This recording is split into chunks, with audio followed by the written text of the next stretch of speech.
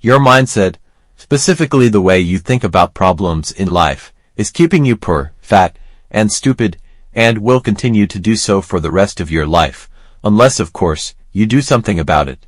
Let me explain how. In the 1960s, American psychologist Martin Seligman and his team conducted a well-known experiment. They used 3 groups of dogs for the study. The first group was placed in a cage and then released, serving as the control group. The second group was also put in a cage, but while inside, they received random electric shocks. By pressing a nearby panel with their noses, the dogs could stop the shocks. They quickly understood that their actions had consequences and managed to stop the shocks whenever they occurred. The third group was placed in a cage and received the same shocks as the second group, but the panel in their cage was ineffective. Regardless of what they did, they could not stop the shocks. In reality, the panel for the third group was controlled by the second group's panel. However, the third group was unaware of this, and they perceived the shocks as being random and out of their control. Consequently, they learned that their actions had no effect. After the initial part of the experiment, the researchers moved on to the next phase. They placed all 3 groups of dogs on a grid divided by a small barrier, just a few inches high. The section of the grid where the dogs were placed was electrified, so they started getting small shocks again. However, all the dogs could avoid the shocks simply by jumping over the small barrier to the other side, which was not electrified. The first and second groups figured this out quickly and escaped the shocks by jumping over. But the third group, which had previously learned that their actions couldn't stop the shocks, didn't try to escape. Most of these dogs just lay down and didn't attempt to jump over the barrier. They believed their efforts wouldn't make a difference. Even though the way to escape was right there, they didn't use it.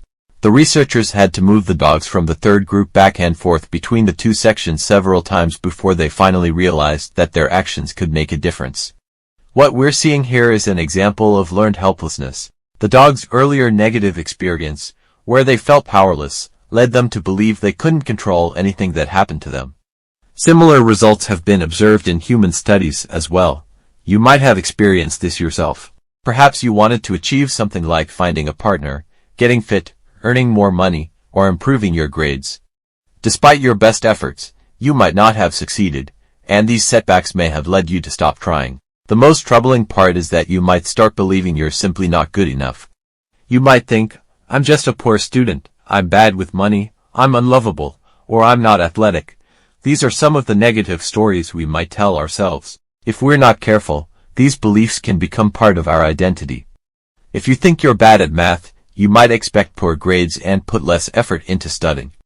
When you do get those poor grades, it reinforces your belief that you're bad at math. This can lead to a cycle where you avoid actions that don't fit with your self-image. This is a downward spiral of learned helplessness, where you feel like you have no control over your situation, just like the dogs in the experiment. It's important to note that not everyone reacts to negative experiences in the same way. In studies with both animals and humans, about 1/3 of subjects were not affected by learned helplessness. This raises two questions. Why does this happen, and can it be replicated? Let's consider two people, Bob and Lily, and how they handle setbacks. Both worked for a large corporation where suddenly half the employees were laid off without any explanation, and Bob and Lily were among those let go. Although they both felt disheartened and downcast initially, they reacted very differently to this setback. Bob felt like his entire world had crumbled. He saw the situation as permanent and believed he would never find another job. Lily, on the other hand, viewed this as a temporary setback and was confident she would eventually secure another position. Even though Bob faced a setback in just one aspect of his life, his job, he began to see himself as a complete failure, worthless, and lacking in talent across all areas. Lily, however, knew that this was just a setback in her work life and recognized that she still excelled in other areas. Bob thought the only reason he was fired was because he wasn't good enough at his job and blamed himself entirely, without considering other possibilities. Lily accepted that she might not have been the best in her role, but she believed her skills were still valuable and that the company simply didn't need her at that time. This contrast shows how Bob and Lily explained their situations differently. Bob viewed his failure as permanent, while Lily saw it as temporary. Bob thought the failure affected all areas of his life, whereas Lily believed it was specific to her job. Bob internalized the problem and blamed himself, while Lily externalized it, attributing it to the job market conditions. Even though both felt defeated and helpless, initially failure hits everyone hard. Some people recover quickly, while others remain stuck in helplessness for extended periods, even after minor setbacks. How you interpret setbacks is crucial, especially if you're pursuing significant goals. While failure can make us feel powerless, it is also a necessary part of growth, improvement, and eventual success. It's time to start changing how you think about events so you can keep moving forward and taking action. First, you need to spot your usual thought patterns. These ways of thinking were developed early in life and have become automatic, often going unnoticed. Keeping a journal can help with this. Write down any negative beliefs you have about yourself, like I'm an angry person, I'm bad at social situations, or I'm terrible at everything. Next, challenge these beliefs. Just because you've repeated these thoughts for years doesn't mean they're true. Look for evidence that proves them wrong. For example, you might have struggled in social situations sometimes, but think of times when you handled them well. Write these down and remind yourself of these successes. This can help you see that you're not as helpless as you might think. Finally, try to reframe your automatic thoughts into more positive ones. For instance, if someone you like rejects you, your brain might tell you things like, I'm unlovable, or I'll never find anyone. Challenge these thoughts. Instead, try thinking, this was just one person's opinion, or I can be loved, and there's someone out there for me. This isn't about making excuses or avoiding responsibility. It's about creating a better narrative for yourself so you don't get stuck feeling defeated and can move forward. Believing you have control can have a significant positive impact on your life. For example, researchers helped a group of African American and Latino students who were struggling in school by teaching them about fixed and growth mindsets. Students with a fixed mindset believe their abilities are unchangeable and avoid challenges because failure confirms their lack of ability.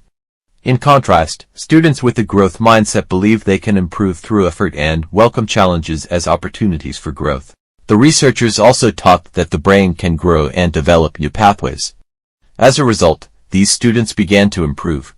Meanwhile, another group of students, who didn't receive this training, continued to struggle.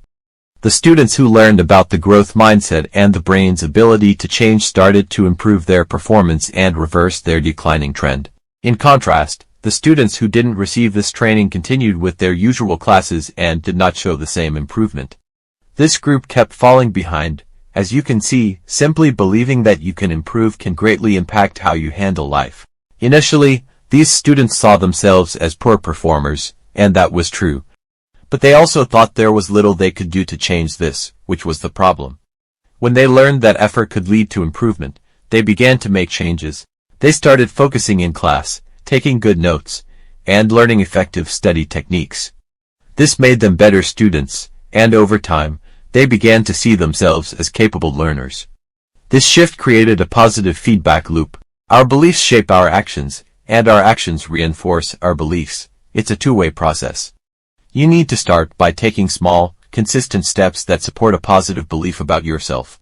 Small daily actions are more effective than big, occasional efforts. Consistency is key to reinforcing your new identity. Over time, these small steps will grow into larger actions. To make lasting changes, begin with something manageable that you can do every day to set the process in motion. As we wrap up, remember that your past doesn't have to define your future. Setbacks are tough, but they aren't forever, and you don't have to stay stuck. You have the ability to change and grow. Understand that your mindset and actions can significantly impact your life, and a better future might be just one step away. Don't doubt your ability to succeed. Thanks for watching.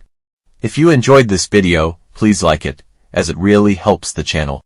I hope you found this video helpful and that it has made you feel better than before.